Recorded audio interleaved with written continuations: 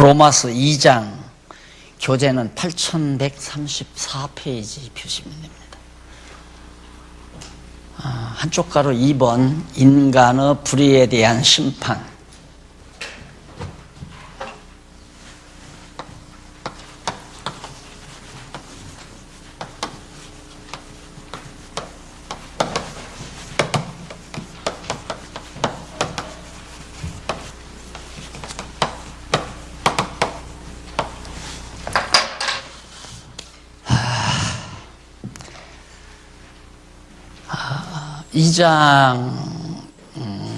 로마서 2장에서부터 3장 20절까지는 하나님께서 타락한 인간의 불의한 것에 대해서 하나님이 심판하시는 내용이 기록되어 있습니다.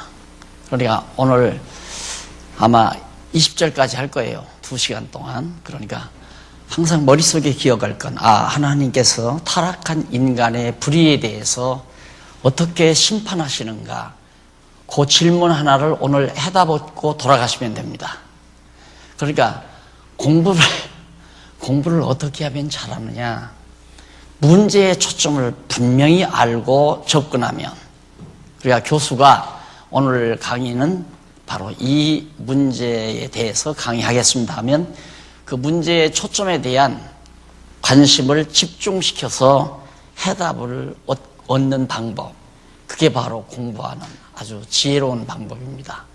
그러니까 오늘 제가 2시간 동안 강의하는 것은 에덴 동산에서 인간이 타락했잖아요. 애당초는 인간이 하나님을 알 수 있도록 다 그렇게 지어놨지만 하나님과 같이 되려는 생각 때문에 선악을 알게 하는 과일을 따먹고 타락했단 말입니다. 그게 다 어두워지고 더러워지고 우리 속에 더러운 것이 가득하고, 그런 우리 인간들을 하나님이 어떻게 심판을 하시는가, 그 해답을 오늘 2시간 동안 얻으시면 됩니다. 우선 심판의 대상에 대해서 알려주죠. 그런데 양쪽 가로 1번 생각하기 전에 그 위에 쪽으로 문단 하나 보면 일찍이 나오죠. 마지막 문단입니다. 34페이지. 일찍이 여호와 하나님께서는 노아 시대에 죄악이 세상에 관영하고 사람들의 마음과 생각의 모든 계획이 항상 악할 뿐이므로, 창세기 6장 5절이죠. 홍수로 세상을 심판하여 땅 위의 생물을 멸하도록 섭리하셨다. 창세기 7장 19절로 24절. 그리고 이러한 섭리를 통한 언약, 그러니까 노아의 홍수 심판이 무엇이냐? 홍수 심판 그 자체가 언약이에요. 무슨 언약? 인간들, 타락한 인간들을 전부 다 심판하겠다는 언약이죠. 그러니까 노아의 물심판을 통해서 언약하신 그 언약의 말씀을 이루시기 위해서 진짜 하나님은 타락한 인간을 완전히 다 심판하신다, 그런 뜻입니다. 그렇게 해서 언약대로 이루심으로 여호와 하나님이 언약을 이루시는 여호와이심을 확증해주는 진리가 바로 로마서 2장에서부터 3장 20절까지의 내용이다, 이렇게 이해하시면 됩니다. 그럼 첫째, 심판의 대상을 알려줍니다. 누구를 심판하는가?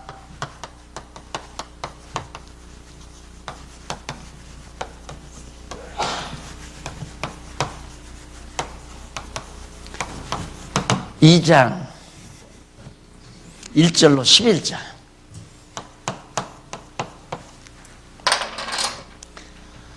이렇게 하나님이 타락한 인간을 불의에 대해서, 인간의 불의에 대해서 심판하는데 누구를 심판하는가? 심판의 대상, 이것이 1절로 11절인데 저기 또 그 근거 한번 보실까요? 중간쯤, 이쪽 35페이지 중간쯤 문단에 보시면은 일찍이, 항상 일찍이는 다른 것은 다 분해고 또 요약이니까 여러분들이 이제 배워가시면 알지만, 그 일찍이 구약적 근거는 한번 살피는 게 좋습니다. 여호와 하나님께서는 죄악이 심히 중한 소돔과 고모라 8장 20절이죠. 유황과 불을 비같이 내려 심판함으로 모든 백성이 멸하도록 섭리하신 것. 이것도 언약이에요. 하나님께서 인간의 불의를 심판한다는 하나의 모형적 언약이죠. 그런 이 지상의 모형적인 불심판을 통해서 하나님의 심판이 있다는 것을 우리에게 언약해 준 겁니다. 그 언약을 이루시려고 결국 하나님은 심판하시는데 누구를? 먼저 2장 1절로 3절에 보면 남을 판단하면서 자기도 같은 일을 행하는 자를 심판한다. 무섭죠? 남을 판단하면서 자기도 같은 일을 행하는 자를 하나님이 심판한다. 그 제목만 봐도 끝나요. 그러면 참말로 그런가? 정말 박 목사, 박용기라는 사람이 1절로 3절까지 내용을 간단하게 요약해서 알기 쉽게 요약해서 요점을 딱 정리해 드렸는데 정말 박용기의 말이 옳은가 그런가 성경에서 확인해야 되죠. 그 확인하는 작업이 그 밑에 작업이에요. 이제 한번 읽어보십시다. 성경 본문 그냥 읽어보죠. 2장 그러므로 남을 판단하는 사람아 물론 누구든지 네가 핑계치 못할 것은 남을 판단하는 것으로 네가 너를 정죄함이니 판단하는 네가 같은 일을 행함이니이다. 행함이니라. 똑같이 얼굴에 검정이 묻은 사람이 자기 얼굴에 검정은 안 보이잖아요. 어이 바보, 너 얼굴에 검정 묻었다 하고 그렇게 흉보는 것은 자기 얼굴에도 검정 묻은 걸 자기가 못 보는 거예요. 그러니까 모두가 다 얼굴이 새까만데, 다시 말해서 모두가 다 우리 인간의 마음이 더럽고 추악한데 자기는 깨끗하니까 남을 판단하는 거거든요. 그러니까 저는 심리학 전공은 안 했어요. 저는 심리학 전공은 안 했는데 성경을 보다 보면 심리학의 원리가 트여져 버리죠. 대개가 남을 험담하는 사람은 남보다 자기가 위대해지려는 욕망이 있는 사람이에요. 그러니까 나는 다른 사람과 다르다. 나는 저 사람보다는 낫다. 이런 우월감에 사로잡힌 사람이 남의 허물을 자꾸 들추어내서 말하려고 하고 험담하고 판단하고. 그런데 주제 파악을 하는 사람, 자기가 자기를 파악한 사람은 아, 저런 면이 나도 있어. 상대가 실수를 하죠? 실수를 하면 아, 나도 저랬어 어렸을 때. 그래서 내가 언젠가 그 얘기했죠. 조금 시간 늦더라도 한번 그 텔레비 그 선전문에 그 광고에 아주 내 마음을 딱 걷어잡는 광고가 하나 있었어요. 아기가 막 하다가 넘어져서 무릎을 다쳤어요. 그러니까 아빠가 얼른 쫓아가서 일으키면서 괜찮아 아빠도 너한테 그랬단다. 아, 이 말이 얼마나 가슴에 와서 콱 닿는지 바로 그거예요. 우리는 상대의 허물을 보고 자기를 다시 한번 반성하는 사람, 그게 바로 지혜자죠. 그러니까 누구를 판단하는가? 심판의 대상이 누군가? 남 판단하는 사람, 남 정죄하는 사람, 남을 깔아뭉개는 사람, 남을 비난하는 사람, 그 사람들이 다 하나님의 심판을 받는다고 말이에요. 자, 그러면서 계속해서 보십시다. 이런 일을 행하는 자에게 하나님의 판단이 진리대로 되는 줄 우리가 아노라. 이런 일을 행하는 자를 판단하고도 같은 일을 행하는 사람아, 네가 하나님의 판단을 피할 줄로 생각하느냐. 그러니까 예수님께서 그랬죠. 바리새인들을 향해서 자기들도 행치 못하면서 남들은 행하라고 한다고. 자기는 안 하면서 다 남들은 하래요. 제가 대학 시절에 그 학장 목사님이 농원을 가지고 있었어요. 사과농원을. 학교 사과농원인데 당신 교회를 또 따로 했거든요. 근데 교인들한테는 11조를 열심히 강조해요. 그런데 사과 농장에서 사과를 거뒀으면 11조 교회에다 내야 할 거 아니에요. 그래서 제가 물었어요. 목사님, 아니, 목사도 되고 학장도 되니까. 학장님, 여기 농원에서 나오는 모든 수학 이거 11조 교회에다 냅니까? 그러니까, 야, 이 사람아, 이것도 주를 위해서 쓰고 11조도 주를 위해서 쓰는데, 다 주를 위해서 쓰는데 무슨 11조를 내나? 그런 논법이라면 다 주를 위해서 사는데 11조 내야 될 이유가 뭐예요? 그러니까 자기는 아까워서 안 내고, 학교는 이제 학교재단 만들어서 자기 자식 아들에게 주려니까, 죄송합니다, 이 얘기가 이건 밝혀지는 얘기인데, 아들에게 주려니까 그 자꾸 학교 재산은 키워야 되겠고, 교회 재산은 어차피 교회 거니까 이건 자기 은퇴하면 끝나니까. 다 그런 식이란 말입니다. 자기는 안 하면서 남들어 하라고 하고, 자기도 욕심 많으면서 남들어 욕심 많다고 하고, 자기도 나쁜 짓 하면서 남들은 나쁜 짓 한다고 하고. 이게 인간이 누구나가 다 하는 일이에요. 누구나가 다 똑같아요. 그러니까 그 말은 뭐냐면, 하나님 불의, 인간의 불의, 남을 판단하는 그것이 바로 불이다. 남말 하는 거 아니에요.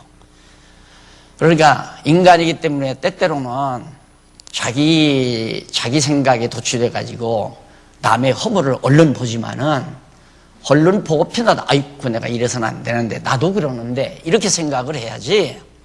자기는 깨끗하다고 하는 우월감에 사로잡혔기 때문에 남을 자꾸 비판하고, 남을 욕하고, 남을 험담하고, 당연한 거 아니겠어요? 그들에게 하나님의 심판이 임한다 하는 이 절대 피하지 못한다. 남을, 이게 이제 바리새인과 서기관들이 율법으로 계속해서 예수 믿는 사람들을, 그 당시에 기독교인들을 핍박하고 막 비판하고 판단하고 그러잖아요. 그래서 이제 사도 바울이 바로 이러한 글을 바로 썼다고 이렇게 생각을 합니다. 그 다음 두 번째로 2장 4절로 5절에 인자함을 멸시하고 고집하며 회개치 아니한 자를 심판한다 그래서요. 인자함, 그냥 아까도 말한 대로 아기가 서령 아빠가 소중히 쓰는 만년필을 가지고 놀다가 망가뜨렸다 이거예요. 그러면 야, 이 자식아 하고 그냥 바로 싸대기가 올라가거나 주먹이 올라가는 게 아니고, 아이고, 나도 아버지 소중한 물건 깨뜨렸댔는데, 이 생각을 해야죠. 나도 저 어린아이만 했을 때. 그러면 아이는 지금 아빠 소중한 만년필 망가뜨려놓고 발발발발발 떨다 이 말입니다. 괜찮아. 나도 너한테 할아버지 물건 다 망가뜨리고 하마터면 혼날 뻔 알았는데, 할아버지가 나를 꼭 안아주면서 걱정하지 말아라, 또 하나 사면 된다 그러시더라고. 그런 얘기를 하면서 아들을 위로하는, 그게 인자함이에요. 인자함.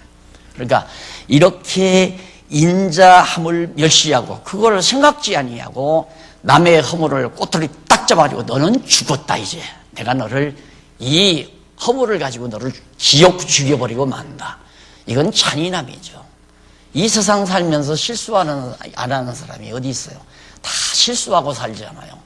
실수했다는 것 서로 인정하고 또 그 실수를 서로 용납해주고 그러면서 이렇게 사는 것이 그리스도인의 삶인데, 지금 로마 교회에는 유대인들이 있어가지고 바리새인들, 이런 율법으로 의롭다함을 얻는다고 착각하는 그런 유대교주의자들이 있어가지고 그리스도인들을 계속해서 정죄하고 욕하고 비난하고, 이런 상황 속에서 바울이 이런 글을 보냈으리라고 생각을 합니다.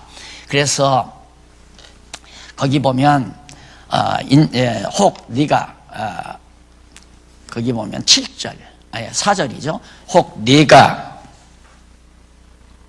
하나님의 인자하심이 너를 인도하여 회개케 하심을 알지 못하여 그의 인자하심과 용납하심과 길이 참으심의 풍성함을 멸시하느뇨.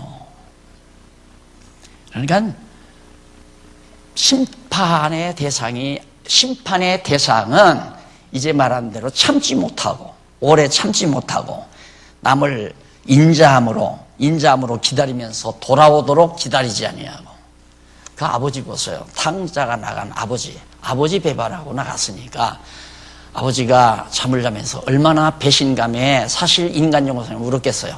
저놈이 이제 제법 켜놨더니만 아버지 싹 무시하고 제멋대로 살겠다고 나갔다? 아마 아버지가 정말 성질 급한 아버지라면 혈압 터져 죽었을 거예요. 그런데 아버지 인자하신 아버지예요. 그래, 너 가서 너 혼자서 네 멋대로 한번 살아봐라. 그러면 깨닫고 돌아올 것이다. 그건 아버지는 알아요. 네 놈이 지금 나가봤댔자 돈 아무리 많이 가져가도 다 탕진하고 거지가 되면 그때 내 생각에서 내 집으로 돌아올 거다. 그걸 아버지가 알고 그냥 마냥 인자한 마음 가지고 기다리고 있잖아요. 언젠가는 돌아올 거다. 언젠가는 돌아올 거다. 크리스마스 때 이거에 대해서 선곡을 했거든요. 그걸 만들어서 했는데 문 밖에 쌀이 문 밖에 나가서 아버지가 날마다 저 언덕길 이렇게 쳐다봐요. 탕자가 돌아오는가. 그것이 지금도 선한데 그게 아버지, 그게 인자함이고, 그냥 실수했다고 마구 뭉개서 죽여버리는 것이 인자가 아니라 누구나 다 타락한 인간이니까 타락의 기본 속성이 있으니까 실수한단 말입니다. 욕심도 있고 자기 성공하려고 하는 의욕도 있고 자기 이기주의도 있고. 어떤 목사님이 그런 얘기를 하더라고요. 나쁜 놈 할 때 그 나쁜 놈이란 말의 뜻을 아느냐고 그렇게 물어요. 나쁜 놈이란 말은 안 좋은 놈이라는 말이나 비슷한 얘기 아니에요. 그랬더니 하는 얘기가 나쁜, 세상에는 나쁜 없다. 나밖에는 없다. 그 에고이스트가 나쁜 놈이라는 얘기예요. 그게 말 되잖아요. 그러니까 사실 자기는 참 의롭고 깨끗하고 나는 잘못이 없고 나는 인자하고 자비롭고 나는 인자하다는 얘기. 보통 우리 부모들이 실수가 뭐냐면 형제가 이렇게 싸우잖아요. 형하고 동생하고 싸우면 어린 형제에게 동정심이 가요. 이건 동정심이지 정상적인 게 아니에요. 형한테 동생이 당했구나. 힘에 의해서 당했구나. 그래서 무조건 약한 놈 편을 들잖아요. 그런 것을 만약에 아이가 깨닫게 되면 다음에는 이제 형 떠받습니다. 계속해서. 언제나 잘하든 잘못하든 내가 형 물건을 뺏어가지고 도망가다가 내가 잘못해서 형한테 얻어맞았는데도 엄마 아빠는 내 편 들더라. 이러면 집안 망가져버리고 말아요. 그건 완전히 망가지죠. 왜 동생을 때렸느냐? 뭐가 잘못했느냐? 딱 얘기를 해서 알아봐가지고 동생이 잘못했구만. 그리고 잘못한 동생도 끌어안아주고 형이 동생을 때렸으면 그런다고 형이 힘으로 동생 때리면 안 되지. 만약에 상처 나면 병원 가야 되잖아. 이러면서 둘 다 이걸 잘 끌어안아주는 것이 부모의 심정이어야 가정 질서가 잘 잡혀가는 거란 말입니다. 그런데 무조건 동정심을 발휘해서 야 이 자식아 주먹으로 동생 때리면 어떻게 하고 아버지가 형을 주먹으로 쳐다버리면 그 다음부터는 이제 큰아들이 큰놈이 씩씩대면서 이제 막 가정을 박차고 나갈 수도 있고 아버지에 대한 권위의식도 사라져버리고 아빠는 웃긴다. 내가 잘못한 것이 없는데 아빠는 나를 때렸어. 무조건 동생만 한다. 그래서 이제 편애라고 하는 그런 관념이 큰아들에게 들어가게 되면 가정질서 안 잡혀진다 이거예요. 반드시 시비를 따져줘야 돼요. 왜 그랬는지, 누구가 잘못했는지, 무엇가 잘못했는지를 확실히 따져서 알려주고 뉘우치게 만들고, 그게 지금 하나님의 섭리 아닙니까? 하나님께서 지금 그러려고 심판하는 거거든. 여기서 나오는 인간의 불의에 대해서 심판하는 것은 택한 백성들에게는 깨닫게 하려는 거고요. 불택자들은 아예 지옥 보내려고 심판하는 거고 달라요, 심판도. 그러니까 택한 백성들에게는 이런 심판을 통해서 깨달아요. 내가 잘못했구나. 뉘우치고 하나님 앞에 돌아오게 하려는 심판이란 말입니다. 그래서 심판의 대상은 두 번째로 이제 말씀드린 대로 고집이 있어요. 계속해서 고집하며 돌아오지 않아요. 회개치 않아요. 안 돌아와요, 절대. 그럼 탕자가 안 돌아오면 어떻게 되겠어요? 끝나는 거죠. 잘못하고 나가가지고 안 돌아오면 끝나는 거예요. 그렇잖아요. 잘못을 깨닫고 얼른 돌아와야죠. 그래서 우리는 서로 인간과의 관계도 그렇습니다. 인간과의 관계를 하다 보면 서로 신뢰를 할 수도 있잖아요. 본인은 아니지만 정말 모든 게 부족해서 때로는 상대방에게 상처를 주는 수도 있다 이거예요. 그것이 딱 들어가면 솔직하게 빨리 아유 제가 실수했습니다. 잘못했습니다. 얼른 자기를 시인하는 것이 지혜뿐만 아니라 그게 당연한 거죠. 그러면 인간관계가 원만해지잖아요. 그런데 나는 잘못하지. 나는 그런 뜻으로 한 게 아니야. 그리고 고집 빡빡 부리고 자기가 잘했다고 고개 내두르기 시작하면 인간관계는 영영 적수가 되고 마는 거죠. 그래서 자기는 본래의 뜻은 아니지만은 상대방에게 상처가 됐다면, 내 부족함으로 상대가 상처를 받았다면 제가 잘못했습니다. 용서하십시오. 이해하십시오 하고 빨리 뉘우치고 돌아와야 인간관계도, 친구관계도, 동료관계도, 동역자 관계도 잘 원활하게 될 수 있다는 얘기예요. 잘못했다고 해서 칼질 딱 해서 잘라버리면 남을 아들 하나도 없어요. 아들 노릇 제대로 안 했다고 해서 다 호적에서 팔으면 누가 남겠어요? 아무도 안 남죠. 아무리 잘못해도 기다려주고 참아주고 돌아오기를 바라고 그러고 하는 것이 바로 하나님의 심정인데 그 심정을 지금 여기다 묘사하고 있는 겁니다. 그래서 풍성함을 멸시하느냐. 하나님은 인자하심과 어떤 잘못도 용납해주고, 용납한다고 하는 것은 뉘우칠 때 70번씩 7번씩 70번이라도 용서하라고 그러잖아요. 이게 우리 그리스도인들이에요. 한 번 잘못했다고 내치라는 말이 아니라 사람은 잘못할 수 있어요. 다 타락성을 가지고 있으니까. 이 타락에서 설령 잘못을 저질러도 당장 내치라는 얘기가 아니라 본인이 그 잘못한 것을 뉘우치고 돌아오게 되면 70번씩 7번씩 70번이라도 용납하라면 끝까지 용납하라 이 말이에요. 끝까지 내치지 말고. 그래서 그렇게 풍성하다. 인자하심과 용납하심과 길이 참으심, 오래 참아요. 돌아올 때까지 참아요. 탕자가 돼지우리를 떠나서 부끄러움을 무릅쓰고 아버지 집으로 돌아올 때까지 아버지는 탕자를 참고 기다리는 심정, 이것이 우리 그리스도인들의 심정이 된다면 얼마나 좋겠습니까? 그러니까 그런 심정으로 만들어가기 위해서 그런 것들이 다 잘못이다, 그러지 못한 것은 다 잘못이다, 그걸 깨닫게 하기 위해서 인간의 불의에 대해서 하나님께서 심판을 내리신다, 그런 뜻입니다. 그 다음 2장 6절로 11절에 보면 죄송합니다. 한 절 더 있고요.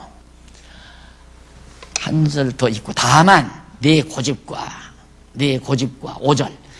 고집, 이건 엉망이에요. 고집은 분명히 잘못했는데도 죽어도 잘못했다도 소리 안 하는 사람. 그거 있죠. 분명하게 정말 의도적으로 분명히 잘못했는데도 잘못했다 소리 죽어도 안 하거든요. 왜? 자존심이 강해서. 하나님 앞에서 살면 자존심 다 없어져요. 자존심으로 사는 게 아니에요. 정말 하나님의 은혜로 사는 거죠. 그래서 잘못했으면 그냥 바로 뉘우치고 돌아와야 되는데, 고집과 회개치 아니한 마음을 따라. 회개치 않는 건 고집과 방불한 거예요. 고집이 있으니까 회개하지. 회개한다는 것은 자존심 상하는 거 아니에요. 아니, 같은 친구에게도 요즘 선생님들 지혜찬학교에서 공부시키는 거 보면 애들이 이렇게 싸우잖아요. 싸우면 왜 그랬어? 이놈 묻고 이놈 묻고 그러는 거. 너는 이걸 잘못하고 너는 이걸 잘못했구나. 그래서 둘이 이렇게 싸웠구나. 그러면 내가 미안해 하고 하라고 이렇게 끌어안으라고 그래요. 요즘 그렇게 가르치더라고요, 애들을. 근데 거기서 편협 들기 시작하면 다 엄마들이 선생이거든요. 엄마들이 선생님. 근데 자기 애는 잘하고 저놈이 자기 애를 때렸다고 해서 엄마가, 옛날 엄마들은 다 그랬잖아요. 옛날 엄마들은 자기 새끼 편들고 남의 새끼는 망가뜨리니까 이놈은 나중에 애도토리가 되죠. 이제 친구 없어지잖아요. 그렇게 요즘에는 싸움을 안 해요. 가만히 보니까 저들끼리 맺되지도 않지만. 그래서 정말 우리가 이 심판의 대상, 인간의 마음속에 있는 그 인간의 고집과 또 자기 아집이죠. 그런 회개치 아니한 마음을 따라 진노의 날, 곧 하나님의 의로우신 판단이 나타나는 그날에 이 말 진노를 내게 계속해서 쌓는다 이 말이에요. 고집부리고 자기 잘못을 뉘우치지 않아 봤댔자 자기 심판의 농도만 점점 쌓는 것뿐이다 그 말이에요. 그러면서 하나님께서 각 사람에게 그 행한 대로 보응하시되 참고 선을 행하여 영광과 존귀와 썩지 아니함을 구하는 자에게는 영광으로 하시고 오직 당을 지어 진리를 좇지 아니하고 불의를 좇는 자에게는 노와 분으로 하시리라. 그게 바로 6절부터 나오는 얘기죠. 6절부터. 그의 2장 6절부터 11절까지가 악과 선을 행하는 유대인은 악과 선을 행하는 유대인은 물론 헬라인도 모두 심판한다. 악을 행하고 선을 행하고 여기서 악과 선이란 하나님의 뜻대로 또 하나님의 뜻을 반역하고 이렇게 생각하면 됩니다. 이거에 대해서는 유대인이든 헬라이든 관계없어요. 그래서 거기 한번 6절부터 읽어볼까요? 6절부터 읽어보면 하나님께서 각 사람에게 그 행한 대로 보응하시되 참고 선을 행하여 영광과 존귀와 썩지 아니함을 구하는 자에게는 영생으로 하시고 오직 당을 지어 진리를 쫓지 아니하고 불의를 좇는 자에게는 노와 분으로 하시리라. 악을 행하는 각 사람의 일에 각 사람의 영에게 환난과 곤고가 있으리니 환난도 있고 곤고가 있으리니 그러니까 이게 심판이에요. 환난이 오고 곤고함이 오고 있으리니 첫째는 유대인에게요 또한 헬라인에게라. 상관없다. 율법대로 정죄한 유대인도 고집부리고 회개치 아니하면 환난과 곤고가 찾아오게 돼 있고 하나님의 불의 심판으로. 그리고 이방인도 헬라 사람은 이방인을 대표하는 거거든요. 그 로마에는 로마에 헬라인과 유대인들이 같이 곁들여 있는 곳이니까 그래서 이제 헬라인이나 유대인이나 같이 다 해당이 된다. 악을 행하는 각 사람의 영에게 환난과 곤고가 있으리니 첫째는 유대인에게요 또한 헬라인에게며 선을 행하는 10절 나오죠. 선을 행하는 각 사람에게는 영광과 존귀와 평강이 있으리니 첫째는 유대인에게요 또한 헬라인에게라. 아주 쉽죠. 환난과 곤고 뭔가 마음이 고통스럽고 괴롭고 막 그래요. 그게 벌써 그 심판 자체예요. 그런데 평강과 기쁨 나오죠. 거기 평강이 있으니 존귀와 영광과 존귀와 평강이 누구에게? 선을 행하는 자에게. 하나님의 뜻을 추구하는 자에게는 평강이 있고 영광이 있고 존귀함이 따르게 된다. 그러니까 가장 나 스스로를 평가할 때 우리가 보면 내가 늘 그러잖아요. 운전을 하다가 내가 조심해야 될 환경을 언제 만나면 막 빨간불. 어쨌든 계기판이나 그다음 교통신호판에 빨간색이 오면 아이고 이거 정신을 차려야지. 아이고 이거 뭐 위기다. 파란 판이 오면 편안한 거 아니에요. 그와 똑같은 거예요.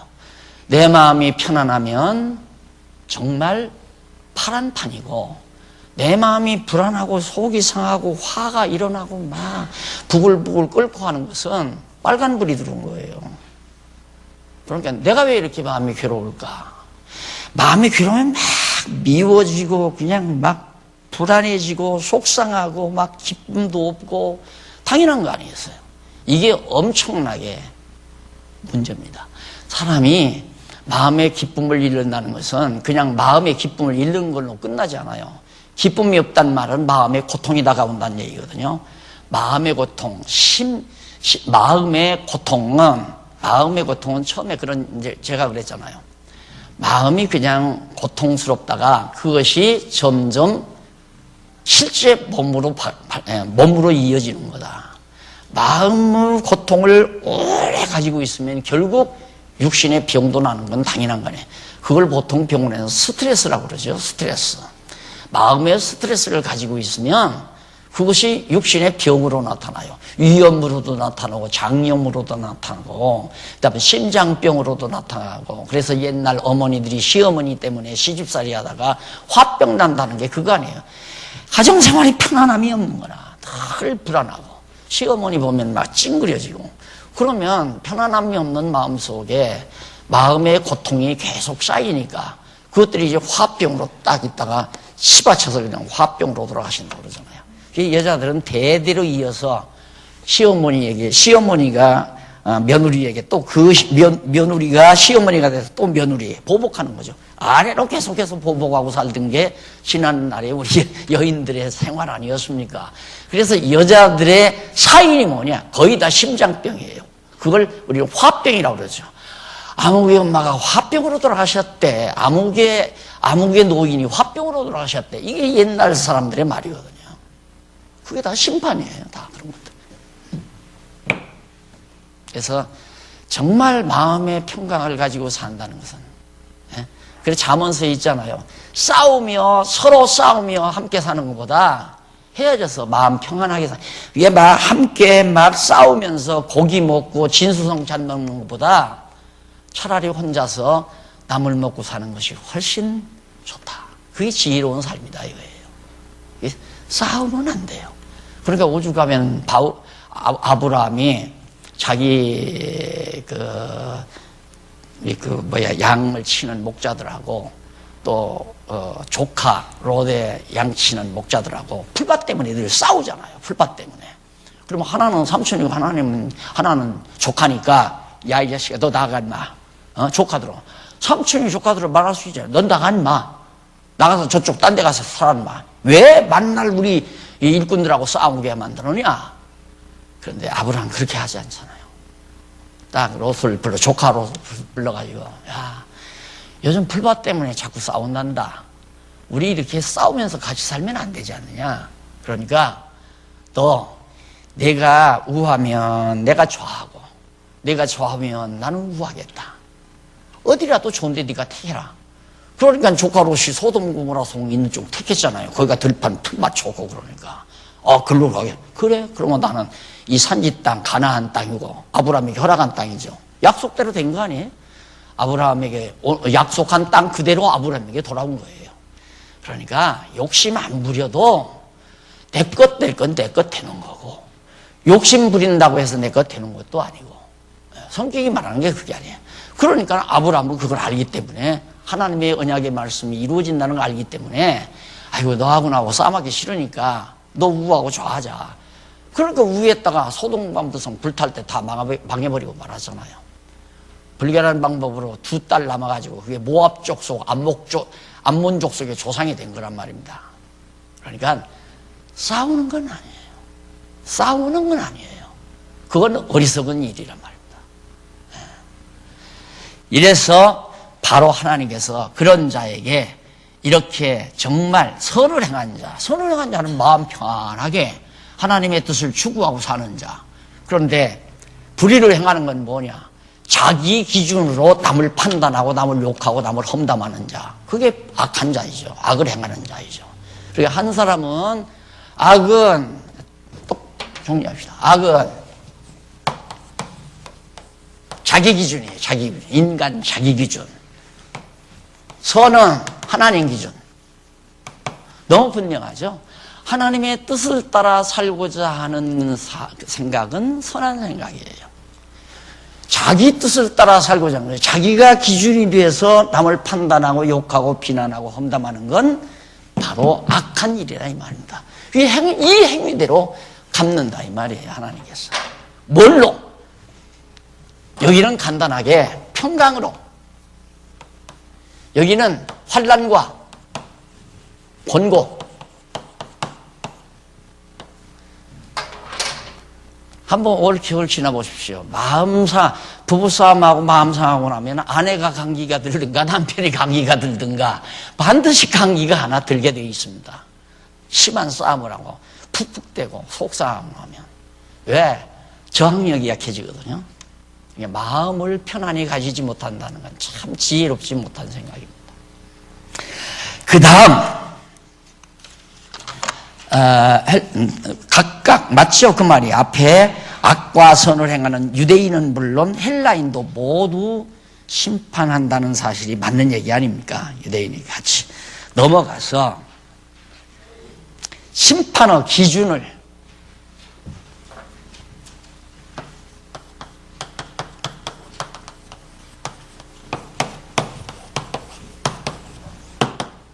(2 장 12절로부터) 그 이하 20절까지 얼마나 여러분 쉽게 딱딱 이렇게 김밥을 말아놔 드렸습니까? 아주 쉽게 여러분 공부하도록 이렇게 교재 보고 공부하시면 너무너무 쉬워요. 아, 하나님이 인간의 불의에 대해서 심판을 하시는데 누구에게?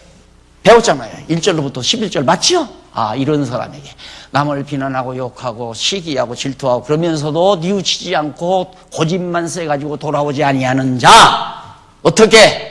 환난과 공고가 따른다. 늘 평안함이 없죠. 그냥 늘 평안함이. 예? 근데 선을 행하는 자, 하나님의 뜻대로 살고자 하는 마음가짐은 늘 평강과 존귀와 영광이 다르게 된다.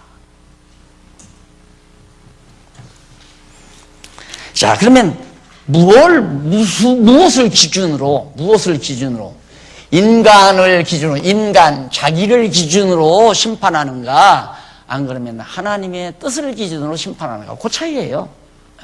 기준이 뭐냐? 그럼 심판의 기준이 뭐냐? 저기 보면 2장 12절로 16절에 보면 유대인과 율법이 없는 이방인 모두 율법을 통해 심판한다. 심판의 기준이 먼저 율법이라는 거예요. 율법.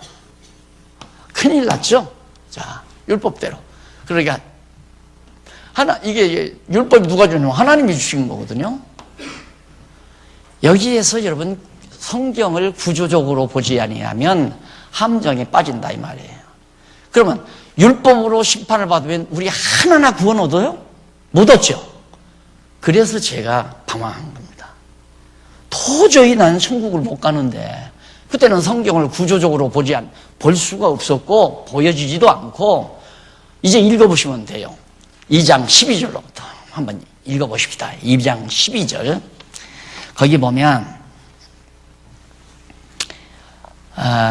유대인과 율법이 없는 이방인 모두 율법을 통해 심판한다. 그래, 유대인만 율법으로 심판하는 게 아니라 오늘 우리 이방인들, 헬라인들까지라도 전부 율법으로 심판을 해버려요. 그러면 12절 한번 보십시다. 무릇 율법 없이 범죄한 자는 또한 율법 없이 망하고, 이게 이방인이에요. 우리는 율법 없잖아요. 근데 율법이 없는데도 도둑질을 했어요. 이게 도둑질하지 말라는 율법이 없는데도 도둑질을 했으니까 결국 우리도 율법으로 망한다 이 말이에요. 율법 없다고 해서 도둑질하면 괜찮다는 게 아니다. 무릇 율법이 있고 범죄한 자는 율법으로 말미암아 심판을 받느니라. 하나님 앞에서는 율법을 듣는 자가 의인이 아니요 오직 율법을 행하는 자마다 의롭다 하심을 얻으리니. 아, 이거 봐요. 율법을 행하는 자가 의롭다 함을 얻는다고 그랬잖아요. 여기에서 피하지 않아요. 율법 행해요? 아무도 행하지 못하잖아요. 그러니까 지금 현재 교계 지도자들이 자꾸 율법에서 벗어나지 못하는 이유는 이런 성경 구절 때문에 그래요. 이런 성경 때문에. 아, 성경에 보면 분명히 율법을 행해야 의롭다함을 얻는다고 했는데 왜 믿음으로 말미암아 의롭다함을 얻는다고 하느냐. 이거 엄청난 갈등 아니에요? 이게 아직도 해결이 안 났어요. 신학계에서 지금 해결이 안 났다. 아무리 유명한 신학 박사라도 이 문제가 해결이 안 떨어졌다 이 말입니다. 그러니까 목사마다 달라요. 그냥 교인들이 요즘 등한히하고 열심히 없고 연보도 잘 안 내고 하면 율법들이 돼서 11조 내라고 그랬다, 내야 된다, 남을 사랑하라고 그랬다, 선교하라고 했다, 진리를 위해서 살라고 그랬다, 계속 이래야 된다, 저래야 된다 하고 강조를 하고, 또 좀 교인들이 모두가 다 충성을 잘하고 편안함을 주기 위해서는 우리는 모두가 죄인입니다. 하나님이 우리를 다 은혜로 감싸주셔서 의롭다 하셨습니다. 그러니까 또 교인들이 편안해질 거예요. 그렇게 편안하게 해놓으면 교인들이 또 속된 말로 야냥개를 부린다 이 말이에요. 에? 늘어져가지고. 그러니까 그 다음에는 또 한바탕 잡아내키는 거야. 자기가 못 잡아내키면 이제 붕사불로 되는 거죠. 주의 종을 거슬려? 그러고도 복을 받아! 그러면 막 끔찍끔찍하죠. 그렇게 해서 다 교회 다 이루어가는 거 아니에요? 성경을 정말 제가 이렇게 교재를 써놓은 내용대로 공부해야 되는 이유를 여러분들이 뼈저리게 느끼셔야 됩니다. 지금 여기는 인간의 불의에 대해서 심판하기 위한 거예요. 그러니까 인간을 심판하기 위해서는 전부 예수님 오시기 전까지 전부 율법 아래. 이제 갈라디아서 배울 때 이 도표가 나오죠. 모두가 너나 할 것 없이 이방인이나 유다인이나 할 것 없이 전부 다 율법 아래 가두어 둬요. 그리고 예수 그리스도를 통해서 은혜 아래. 택자만 이 속에서 빼서 은혜 아래 있게 한다. 그 말이에요. 어떻게 해서 택한 백성은 하나님의 뜻을 따라 살 수 있도록 마음을 주시고 성령을 보내주시고 그래서 일로로 옮겨놓고 나머지는 그대로 율법 아래 다 정죄해서 마지막 심판받게 한다. 예, 이제 봐 나가면 돼요. 이게 지금 과정이거든요. 사도 바울이 로마에 편지를 보내면서 복음에 대한 핵심을 잘 논리적으로 전개해서 지금 전하는 내용이니까 논리 전개 과정이에요. 이 과정을 여러분들이 한번 자세히 살펴보시면 자, 분명하게 13절에 하나님 앞에서는 율법을 듣는 자가 의인이 아니요 오직 율법을 행하는 자라야 의롭다 하심을 얻으리니. 너무 분명하죠. 율법 없는 이방인이 본성으로 율법의 일을 행할 때에는 이 사람은 율법이 없어도 자기에게 율법이 되나니 이런 일들은 그 양심이 증거가 되어 그 생각들이 서로 혹은 송사하며 혹은 변명하며 그 마음에 새긴 율법의 행위를 나타내느니라. 곧 복음에는 복음에 이른 바와 같이 하나님이 예수 그리스도로 말미암아 사람들의 은밀한 것을 심판하시는 그날이라. 그러니까 이방인이나 유대인이나 할 것 없이 율법으로 예수님께서 심판할 때 율법으로 전부 다 정죄한다 이거예요. 율법을 다 들이댄다. 그럼 거기서 헤어날 사람은 아무도 없잖아요. 우리가 율법대로 산 사람이 하나도 없으니까. 갈라디아서에 가면 뭐라면 율법을 지키려면 다 지켜야 한대요. 많은 조항. 예를 들어 10계명을 지키려면 10개를 다 지켜야지 9개 지키고 하나를 범해도 율법을 범한 자이다. 안 되는 거죠. 도저히. 그러면 절망 아니에요. 그렇게 이런데 내가 보고 성자 되기는 틀렸다. 성자는 것만 두고 천국 가기도 틀렸다. 그러면 어려서부터 뭐 어머니 아버지한테 사실은 쐐니 당한 거니까 예수 믿어야 천국 간다. 안 그러면 지옥 간다. 어려서부터 자꾸 교회학교 선생이나 목사님들로부터 그렇게 배워왔으니까. 그러니 천국 못 가면 나는 뭐하러 사나 이렇게 될 수밖에 없잖아요. 그것이 16절까지의 내용이에요. 16절까지. 자, 그럼 한 절 더 넘어가서 2장 17절로부터 28절까지, 24절까지. 율법을 범하며 남을 가르치는 유대인을 율법으로 심판한다. 똑같아죠. 자기는 율법 다 범하면서 남들어 율법 지키라고 가르치는 거랑 똑같고, 자기는 욕심 부리면서도 남들어 욕심 부리고 살면 안 된다고 말하고. 설교라는 게 뭐냐면 자기는 안 하면서도 남들어 하라는 것이 강해요. 설교는. 그리고 이래야 됩니다, 저래야 됩니다가 바로 설교고, 강론은 이렇습니다, 저렇습니다. 그게 강론이고, 강론은 성경이 있는 대로 뜻을 풀어 알려드리는 거예요. 성경은 이런 뜻입니다, 저런 뜻입니다. 그런데 목회를 하다 보면 자꾸 저 양반이 좀 열심을 냈으면 좋겠는데, 저런 양반이 좀 교회 일할 때 나와서 같이 땀 흘리고 수고했으면 좋겠는데, 그런 생각이 나면 충성해야 됩니다. 하나님께서 건강 주었을 때는 다 몸으로 충성하라고 건강을 준 겁니다. 이러면서 충성하셔야 됩니다. 이렇게 말할 수밖에 없죠. 그게 설교예요. 그러니까 성도는 단편적으로 그런 설교를 듣고 이래야 되겠구나 저래야 되겠구나 이런 생각을 하게 되죠. 그냥 성경만 풀어 가르치는, 이 성경이 무슨 뜻인지를 그냥 풀어 가르치는, 이것이 강론이고, 설교는 성경을 빙자해서 이래라 저래라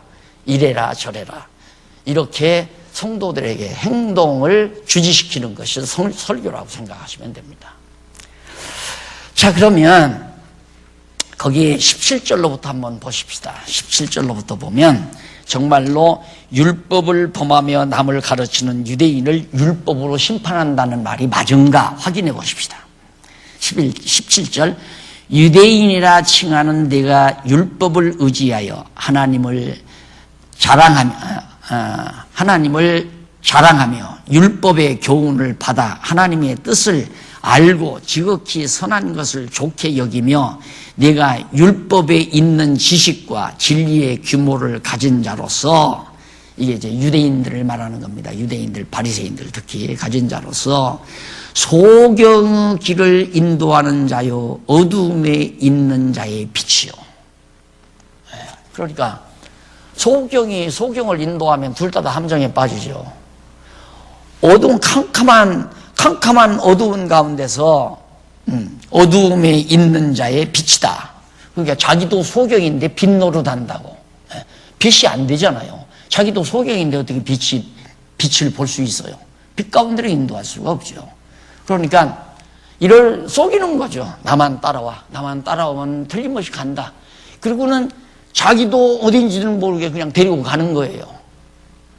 자, 그러면 너무 과격한지는 모르지만 지금 밝히 분명하게 가야 될, 성도들이 향해야 될 방향을 알지도 못하고 아는 것처럼 지금 끌어왔단 말입니다. 옛날에 그런 게 있었어요. 옛날이 아니라 6.25 동란 때 서울, 우리 이장로님은 이 부근에 사셨으니까 경험하셨겠구만. 한강다리가 이렇게 있잖아요. 한강다리가. 그럼 여기는 서울이고 여기는 이제 노량진이란 말입니다. 한강다리 건너가면 노량진 아니에요. 근데 이걸 폭격을 해서 여기를 잘라버렸어요. 그래 푹 꺼져버렸어요. 그런데 서울 시민들은 막 전부 피난보따리에서 막 밀려든다 이 말입니다. 밀고 나오니까 계속 갈 거 아니에요. 계속 가는데 여기는 다 낭떠러지로 떨어지는 거예요. 그러니 라디오도 없고 전화도 없고 아무 소식도 방송도 없고, 그러니까 엄청난 수가 새우밥이 됐다는 얘기 아니에요. 6.25 때. 그게 무슨 얘기를 하려고 그러냐면 분명히 알지도 못하면서 교인들을 지금 여기까지 끌고 온 거예요. 끌고 왔는데 보니까 아니야.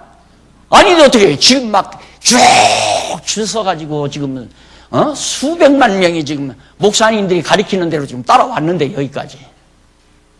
이제 와서 목사님들이 다 손들잖아. 아이고. 손들면 뭐예요, 이제. 그래서 이런 심각한 상황이 우리에게 접해져 있기 때문에 우리가 이렇게 목마르게 애태워서, 여기 지금 다리 끊어졌습니다. 그렇게 알고 믿으면 안 됩니다. 큰일 납니다. 지금 다 죽습니다. 이 얘기 우리가 외치는 거 아니에요. 이쪽으로 가야 됩니다. 이쪽으로. 이 길다리 여기 다 빠져 죽습니다. 돌아서. 우리는 확실하게 성경 전체의 내용을 파악하고 바르게 인도해 줄 수 있잖아요. 이 바른 길을 우리가 가지고 있다 이 말이에요. 이것을 우리만 알 게 아니라 지금 이 뒤에 따라오는 지금 지도자들이 여기서 다 방황하는 거예요. 막 발발발 떨면서.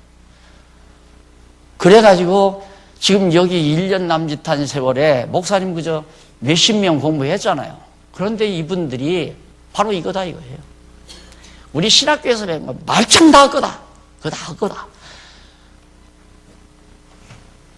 목사님 지금 그 아카데미 주관하시는 목사님은 내가 가보니까 두 방에 책이 신학 서적이 막 꽉 찼어요. 두 방에, 방 둘에. 한 번은 와서 그래. 목사님, 책 다 마당에다 내 던져놓고 친구들 들어와서 필요한 거 있으면 골라가라고 하려고 한다. 왜 그러냐니까 이거 알고 보니까 그거 다 말짱 헛거더라 이거예요, 헛거다. 그래서 그러지 말고, 우리 여기 도서관 지금 앞으로 만들려고 그러니까, 여기다가 다 실어놔. 그러니까 또 욕심이 생긴 모양이야. 이거 봐라. 이거 그냥 가지고 있어야 되겠다. 안 갖고 와, 지금까지. 거기다 놔도 뭐해, 여기가 가져오면 되는 건데. 전 진짜 그래요. 그래가지고, 지금 그 목사님들이 나를 한국교회에다 띄운다고 난리예요. 그래서 그러지 말아라. 박모서 떠야 필요 없다. 성경신학을 띄워라. 그게 그거 아닙니까? 아니야. 성경신학하고 박용기하고는 달라. 성경신학 자체를 띄워라. 지금 그러려고 지금 그렇게 하는 겁니다. 목사님들이 지금 발벗고 나섰어요. 이 성경신학 한국교회 알리겠다. 근데 한국교회만 알리는 게 아니야. 이번에 김기용 목사님 얘기 들으니까 미국 교회도 좀 많이 알고 있던데 뭐. 정말 우리 할 일 많죠? 하나님이 시키는 거예요. 우리가 욕심사납게 하려고 하는 거 아니잖아요. 자꾸 되져가는 일, 우리들에게 할 열심을 주셔서 하면 되는 거예요. 그래서 정말 율법으로 모든 사람을 율법 아래, 여기다 가둬놓는다. 이게 또 지웠네.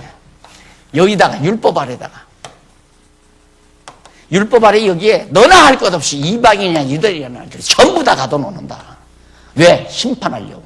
그 얘기가 지금 아까 16절까지 내용이고 17절부터는 2장 17절부터는 바로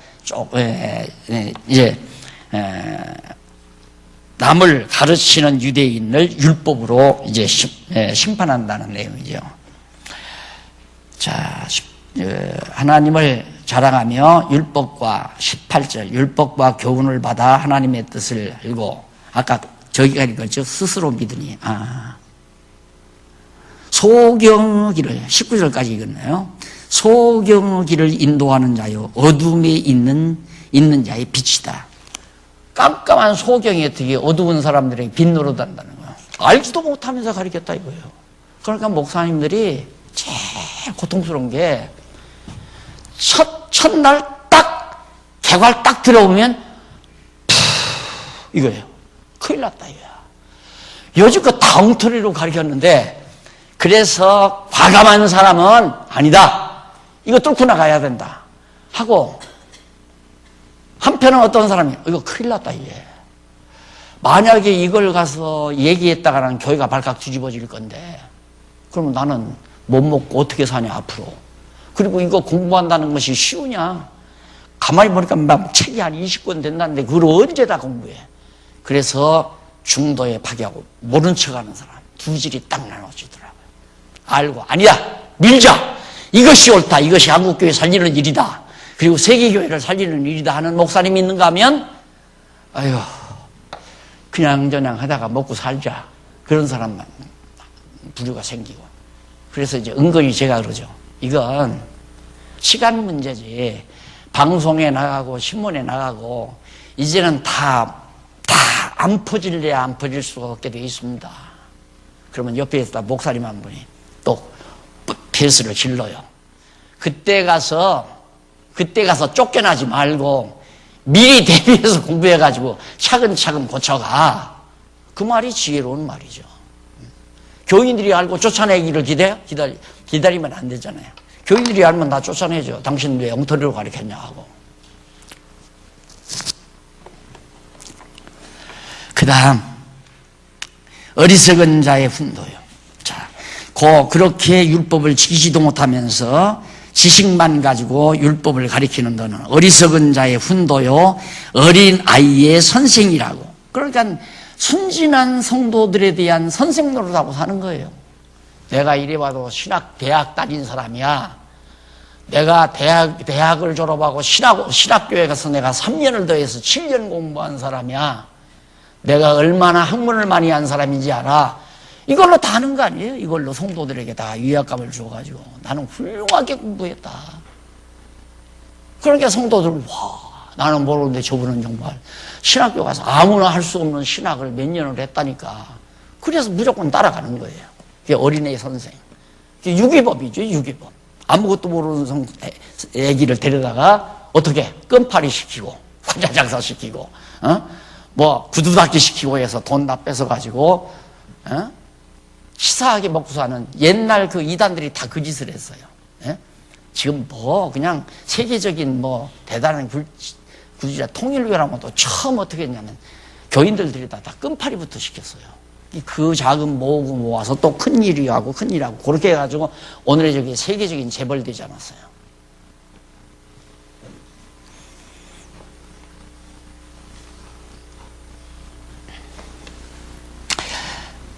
그러면서 거기 21절 그러면 다른 사람을 가르치는 네가 네 자신을 가르치지 아니하느냐? 도적질 말라 반포하는 내가 도적질하느냐? 간음하지 말라 하는 내가 간음하느냐? 우상을 가정히 여기는 네가 신사의 물건들을 도적질하느냐? 이거 다 합당치 않아요. 율법을 자랑하는 네가 율법을 범함으로 하나님을 욕되게 하느냐? 기록된 바와 같이 하나님의 이름이 너희로 인하여 이방인 중에서 모독을 받는도다. 너희 때문에 하나님의 이름이, 그러니까 유대인들 때문에, 바리새인들 때문에 하나님의 이름이 이방인들 가운데서, 이방 교회죠, 이방인들 가운데서 모독을 받고 있다 하는 것이 24절까지 내용이 나옵니다. 그리고 25절로부터 29절까지는 육신의 할례자인 표적적인 유대인을 율법을 통해 심판한다는 얘기입니다. 여기서부터 차 한잔하고 계속하도록 하겠습니다. 15분에 들어가세요.